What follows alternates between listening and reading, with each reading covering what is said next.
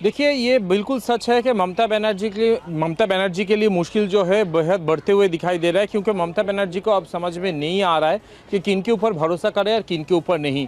42 साल से उनके साथ रह चुके काकोली घोष दस्तीदार अगर उनके पीठ में छोड़ा भोग सकते हैं तो कोई भी भोग सकता है। कल्याण बनर्जी और कीर्ति आज़ाद ने आज जो प्रेस कॉन्फ्रेंस किया है, उन्होंने साफ कहा है कि जो लोग आज यहाँ पे बागी हो रहे हैं, जो लोग ये सोच रहे हैं कि वही सब कुछ है, वो तृणमूल कांग्रेस के ये कहा जा रहा है, अपने आप को तृणमूल कांग्रेस ना कहे।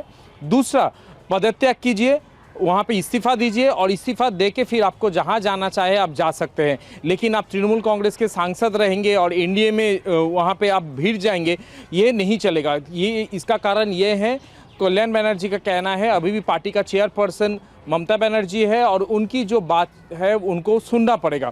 तो फिलहाल अभी स्थिति ऐसा बना हुआ है कि जो भी सांसद आज बागी बने हैं वो सारे काकोली घोष दस्तीदार छोड़ के वो सारे 2011 के बाद तृणमूल कांग्रेस में आए थे, और क्योंकि वो तृणमूल कांग्रेस में आए थे ममता बनर्जी जीतने के बाद, इसीलिए सारे जो फेसेस है, शताब्दी रॉय बोलिए, पार्थ भौमिक बोलिए, अबू ताहिर खान बोलिए, जून मालिया बोलिए, रचना बंदोपाध्याय, देव, जितने सारे हैं वो सब ममता बनर्जी के फेस के ऊपर भरोसा करके इलेक्शन जीते हैं और उनके फेस के चलते इलेक्शन जीते। क्योंकि ममता बनर्जी कुछ भी हो जाए, आज भी पूरा भारतवर्ष में वो विरोधी नेत्री के तौर पे जाना जाते हैं, और इसके बावजूद भी अगर वो सांसद होने के बाद अपने आप को पार्टी से बड़ा समझते हैं, ऐसा तृणमूल कांग्रेस मान के चल रहे हैं, तो वो बहुत बड़ी गलती कर रहे हैं। और इसीलिए वो कल्याण बनर्जी कह रहा है कि आप पार्टी छोड़िए और उसके बाद आप जो चाहे करिए। बिल्कुल, इसलिए ये बयान दिया गया है। बने रहिएगा, रवि लौटेंगे आपके पास। एक और बड़ी खबर का रुख कर लेते हैं। टीएमसी में सांसदों को लेकर अब सवाल उठ रहे हैं, क्योंकि सांसदों से लेकर पार्षदों तक फूट की खबरें सामने आ रही हैं।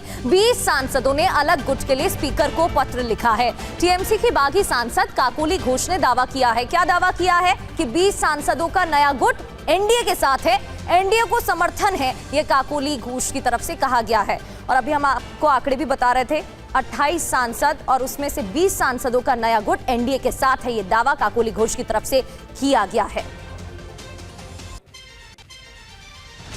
आगे चल के पता चलेगा कि क्या होगा। अभी के लिए ये काफी नहीं है कि हम लोग काम करना चाहते हैं, बंगाल के लिए काम करना चाहते हैं, देश के लिए काम करना चाहते हैं, भारत को सुरक्षित रखने के लिए काम करना चाहते हैं। ये बहुत अहम मुद्दा है।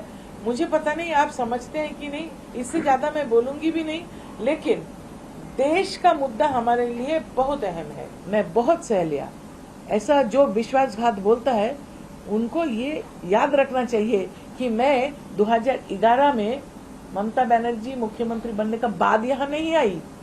मैं 40 साल से यहाँ लड़ रही हूँ, और मैं जैसे कहा, ये लोग का बात को मुझे कुछ असर नहीं होता मुझ पर।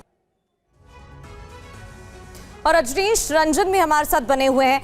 रजनीश, जितने भी विधायकों की तरफ से फूट की खबरें सामने आई और अब सांसद, उनकी तरफ से एक ही बात कही गई, आरोप लगाए गए कि केंद्र की योजना राज्य में लागू नहीं की जा रही थी। इसके अलावा भी कई आरोप लगाए गए हैं और खबर यह भी है कि आज सांसदों की स्पीकर से मुलाकात हो सकती है।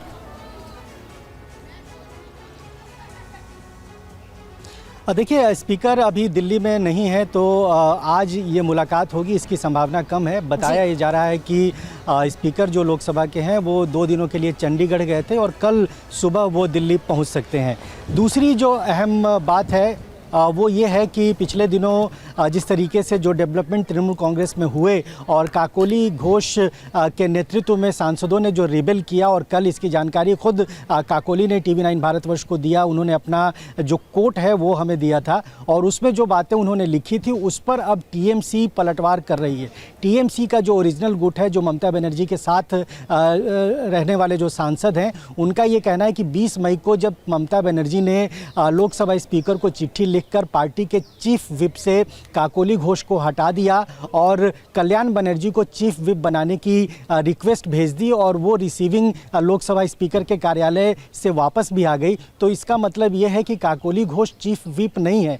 और इसके बावजूद अगर वो पार्टी के सांसदों की ओर से कोई निर्णय कर लेती हैं, अलग गुट बना लेती हैं, तो ये कानून के दायरे से बाहर होगा। तो इसी पेचीदगी को लेकर इस वक्त तृणमूल कांग्रेस का जो ओरिजिनल गुट है वो इसको एनालाइज कर रहा है कि क्या काकोली घोष दस्तेदार के पास ये अथॉरिटी थी कि वो सांसदों का अलग गुट बना सकें। कानूनन ये उनके पास नहीं है, तो निश्चित तौर पर ऐसा लगता है कि तृणमूल कांग्रेस का जो ओरिजिनल गुट है ममता बनर्जी इस मामले को लेकर कोर्ट जा सकती हैं और सीधे सीधे काकोली घोष ने जो चिट्ठी लोकसभा स्पीकर को दी है उसको असंवैधानिक बता सकती हैं।